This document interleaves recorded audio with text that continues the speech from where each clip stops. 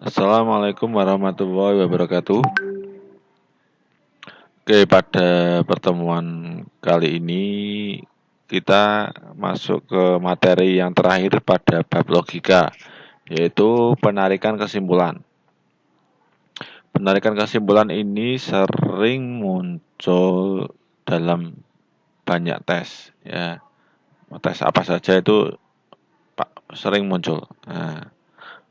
Penarikan kesimpulan ini juga ada di pelajaran bahasa Indonesia, jadi saling berkaitan. Oke, maka kalian harus perhatikan baik-baik penarikan kesimpulan ini. Oke, prinsip penarikan kesimpulan ya. Penarikan kesimpulan dianggap sah apabila premis-premis yang menyusunnya bernilai benar sehingga kesimpulan yang diperoleh juga benar. Nah, fakta-faktanya itu benar, jadi nanti bisa diambil kesimpulan yang benar. Kalau salah satunya nanti ada yang tidak benar atau salah, maka kesimpulan yang diambil juga tidak valid, ya. Penarikan kesimpulan dianggap sah jika konjungsi dari premis-premisnya berimplikasi pada kesimpulan. Nah, penarikan kesimpulan dikatakan tidak sah jika konjungsi dari premis-premisnya tidak berimplikasi pada kesimpulan. Oh, gitu. Penarikan kesimpulan itu jadinya ada tiga, yaitu modus ponens, modus tollens, dan silogisme. Penarikan kesimpulan sendiri itu adalah memperoleh pernyataan baru yang berupa kesimpulan atau konklusi dari premis-premis yang diketahui nilai kebenarannya. Oke, langsung ke yang pertama, yaitu modus ponens. Nah, modus ponens itu premis pertama itu jika P maka Q. Nah, ini jika P maka Q. Dan pernyataan kedua itu P. Maka kesimpulannya, konklusi itu kesimpulan. Disimpulkan dengan gini, titik tiga ini bisa. Disimpulkan dengan titik tiga. Konklusi. Q. Kemudian yang kedua modus tollens.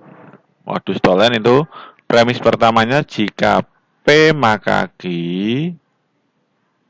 Kemudian pernyataan pendukungnya yaitu negasi dari Q. Maka kesimpulannya adalah negasi dari P. Kemudian yang terakhir silogisme. Nah, silogisme itu begini, jika P maka Q, kemudian ada lagi jika Q maka R, maka kesimpulannya jika P maka R. Lebih jelasnya nanti kita ke contoh. Contoh modus ponens. Premis pertama, itu jika seseorang menjadi pengusaha, maka ia memiliki banyak karyawan. Nah, jika seseorang menjadi pengusaha, maka ia memiliki banyak karyawan. Nah, kenyataannya Ahmad itu adalah seorang pengusaha. Nah, kesimpulannya apa? Karena Ahmad seorang pengusaha, maka Ahmad memiliki banyak karyawan. Ya, diperoleh dari sini tadi.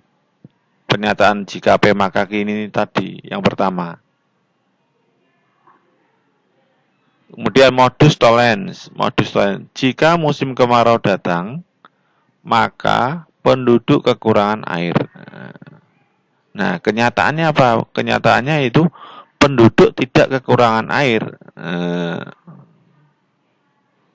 Penduduk tidak kekurangan air atau negasi dari Q. Ini tadi kan Q. Ini tadi Q. Yang musim kemarau tadi kan P. Nah, jika musim kemarau datang, maka penduduk kekurangan air. Nah, kenyataannya penduduk tidak kekurangan air. Maka kesimpulannya adalah negasi dari P, yaitu musim kemarau tidak datang. Tuh, lanjut. Silogisme. Nah, Silogisme ada contohnya, jika Tina pergi ke rumah nenek, maka Tina kehujanan. Ya, ini Tina pergi ke rumah nenek ini sebagai P, Tina kehujanan sebagai Q. Kemudian nek Tina kehujanan ini tadi apa? Q, maka Tina masuk angin R. Nah, jika P maka Q, kemudian ada jika Q maka R, maka kesimpulannya apa? Jika Tina pergi ke rumah nenek, maka Tina masuk angin. Karena apa tadi? Karena kehujanan. Ini kan kehujanan. Kehujanan. Oke.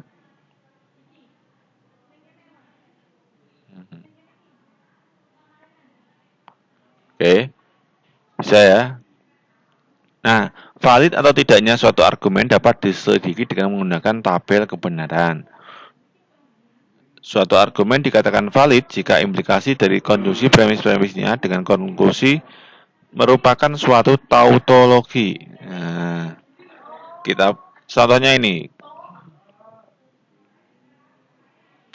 Jika permintaan barang meningkat, maka harga mahal.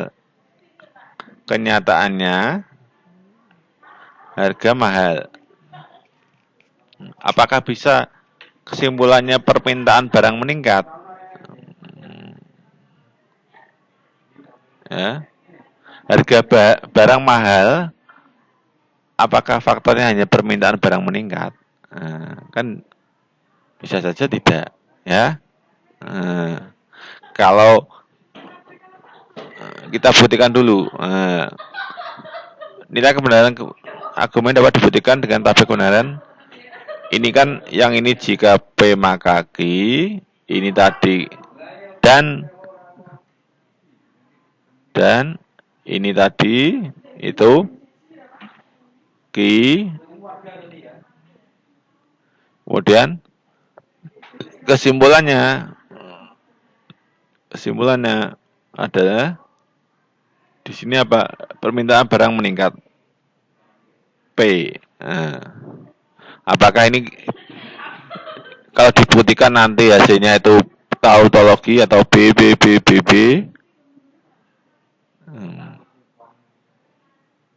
Kita buktikan. Dengan PQ, jika P maka Q, sesuai implikasi kemarin itu tabel kebenarannya adalah BSBB.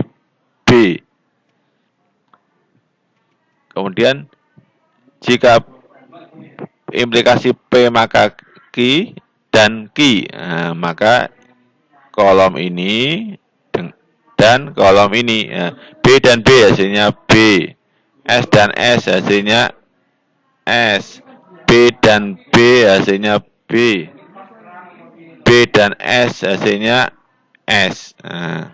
Kemudian ini implikasi dengan P. Tadi kan ini kan P. Maka B dan B hasilnya B. Benar.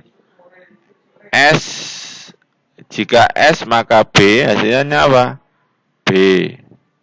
Jika B maka S hasilnya S.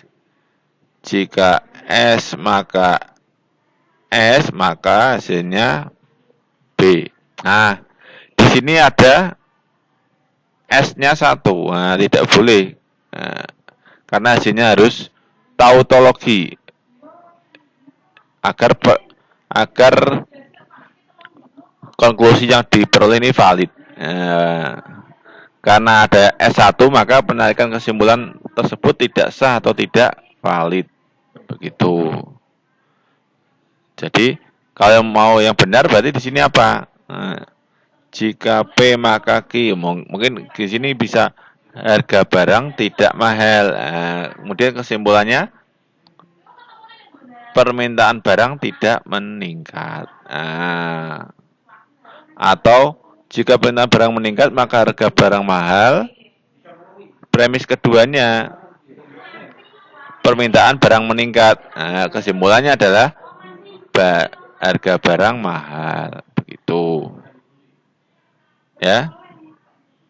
Nanti ini dicoba di classroom nanti tugasnya ini, ya. Demikian, semoga bermanfaat.